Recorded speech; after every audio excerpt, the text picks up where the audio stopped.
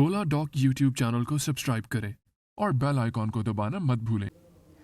अस्सलाम वालेकुम, मेरा नाम डॉक्टर मेरीन ज़मान है और मैं बतौर असिस्टेंट प्रोफेसर गैस्ट्रोएंटरोलॉजी और हेपेटोलॉजी इलामा इकबाल मेडिकल कॉलेज और जिन्ना हॉस्पिटल में काम कर रही हूँ। आज एक बहुत कॉमन टॉपिक के बारे में हम बात करेंगे जिसे एसिड रिफ्लक्स कहते हैं। ये एसिड रिफ्लक्स क्या है और ये क्यों होती है? पाकिस्तान के टॉप डॉक्टर्स के साथ अपॉइंटमेंट बुक करें, वो भी पेशेंट फीडबैक देखते हुए। लाखों लोगों की तरह पाकिस्तान के सबसे बड़े डॉक्टर नेटवर्क का फायदा उठाएं और आज ही ओला डॉक ऐप डाउनलोड करें। ओला डॉक, डॉक्टर का अपॉइंटमेंट आसानी से। हमारी खुराकी नाली और मैदे के दरमियान एक जंक्शन होता है जिसे लोअर ईसोफेजियल स्फिंक्टर यानी LES कहते हैं। आम तौर पे ये LES बंद रहता है और इसकी वजह से वो स्टमक का एसिड और खुराक ऊपर हमारी फूड पाइप में नहीं आती। किसी भी रीज़न की वजह से अगर ये लोअर ईसोफेजियल स्फिंक्टर ज़रा वीक हो जाए, लूज़ हो जाए, तो स्टमक का एसिड और जो स्टमक के अंदर खुराक होती है वो फूड पाइप में आना शुरू हो जाती है, जिसकी वजह से सीने में जलन शुरू हो जाती है, जिसे एसिड रिफ्लक्स कहते हैं। एसिड रिफ्लक्स में क्या क्या सिम्टम्स हो सकते हैं? एक तो जब एसिड खुराक की नाली में आता है तो सीने में जलन होती है। इसके अलावा मुंह में करवाहट महसूस होती है, जो हम खुराक खाते हैं उसका जायका मुंह में आना शुरू हो जाता है। इसके अलावा पेट फूला फूला आप महसूस करते हैं।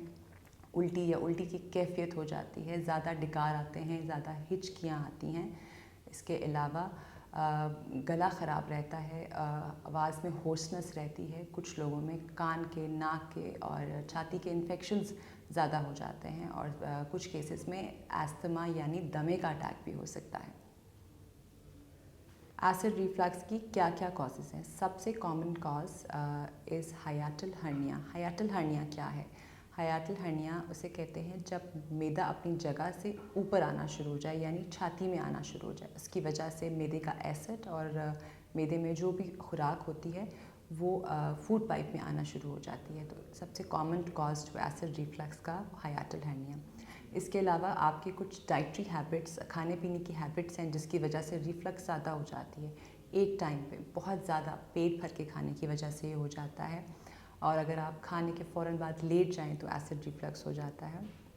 बहुत खाने और सोने के दरमियान कोई वक्फ़ा ना हो, आप खाना खाते ही आप फ़ौरन सो जाएं तो एसिड रिफ्लक्स का प्रॉब्लम ज़्यादा हो जाता है। कुछ स्पेसिफ़िक खाने हैं जिसकी वजह से ये प्रॉब्लम एग्रीवेट होता है, जिसमें स्पाइसी खाने यानी तेज़ मिर्चों वाले खानों की वजह से हो सकता है।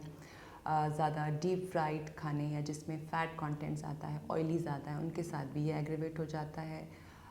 इसके अलावा ऐसे फूड प्रोडक्ट्स, ऐसे फ्रूट्स जिसमें सिट्रस हो, जैसे कि लीमू में सिट्रिक एसिड है, इसके अलावा ऑरेंज में सिट्रिक एसिड है, तो ये इसके इस्तेमाल से भी रिफ्लक्स का प्रॉब्लम ज़्यादा हो जाता है। विनेगर यानी सिरके के इस्तेमाल से भी रिफ्लक्स एग्रीवेट हो सकता है।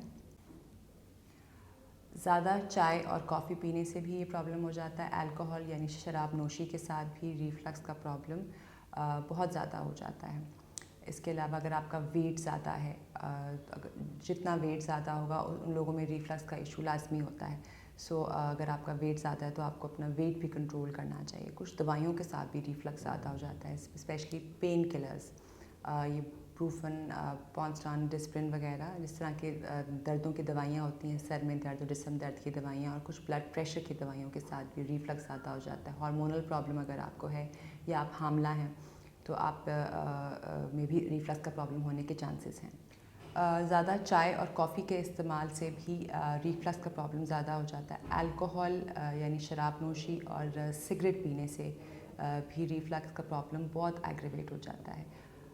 ओवरवेट होना यानी वज़न ज़्यादा होना, इन लोगों में रिफ्लक्स बहुत होता है। इसके अलावा अगर आपको हार्मोनल प्रॉब्लम्स हैं या आप हामला हैं तो रिफ्लक्स के चांसेस बहुत ज़्यादा हैं।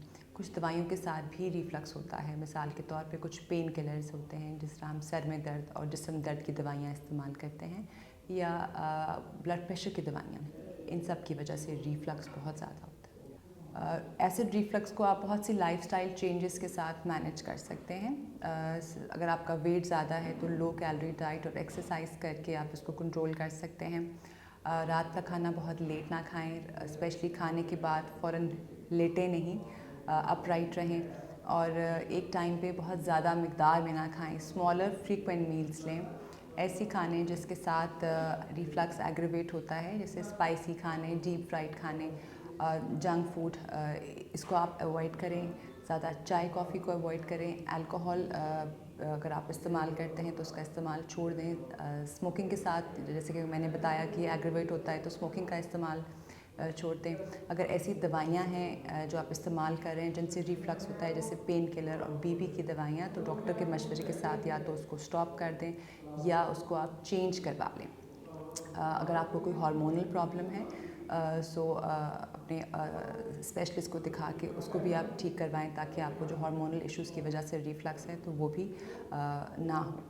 اگر لائف سٹائل چینجز کے ساتھ ایسڈ ریفلکس کنٹرول نہیں ہوتا تو آپ کو آپ کے ڈاکٹر گیسٹرونٹرولوجسٹ کو دکھانا چاہیے, کیونکہ کچھ دوائیاں بھی ہیں جن سے آپ کے سمٹمز کنٹرول ہو سکتے ہیں, بہت حد تک بہتر ہو سکتے ہیں, آپ کا علاج ہو سکتا ہے. اس میں کچھ ایسی دوائیاں ہیں جن سے اسٹمک میں ایسڈ کم بنتا ہے, اور کچھ ایسی دوائیاں ہیں جس کے ساتھ اسٹمک کی آنتوں کی موومنٹ بہتر ہو جاتی تاکہ ایسڈ پیچھے آپ کی خوراک کی نالی میں نہ آئے. اس کے علاوہ اینٹ ایسڈس بھی دیے جا سکتے ہیں تاکہ آپ کے سمٹمز کنٹرول ہوں. اگر آپ کو ایسڈ ریفلکس, کانسٹیپیشن, لوز موشنز, پیٹ میں گیس یا لیور کا کوئی پرابلم ہے تو آپ اولاڈاک کے ذریعے مجھ سے اپوائنٹمنٹ لے سکتے ہیں.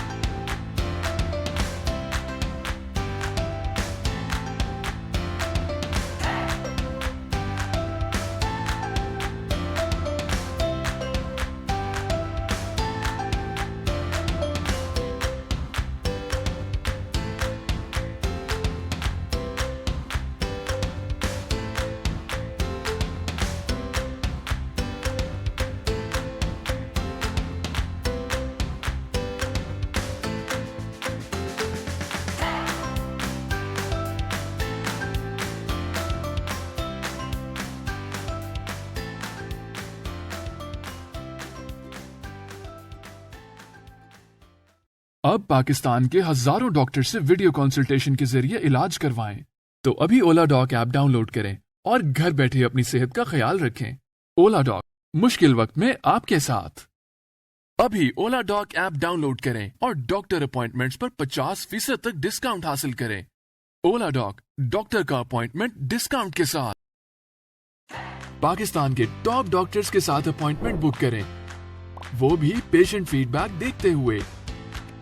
لاکھوں لوگوں کی طرح پاکستان کے سب سے بڑے ڈاکٹر نیٹ ورک کا فائدہ اٹھائیں اور آج ہی اولا ڈاک ایپ ڈاؤن لوڈ کریں. اولا ڈاک, ڈاکٹر کا اپوائنٹمنٹ آسانی سے.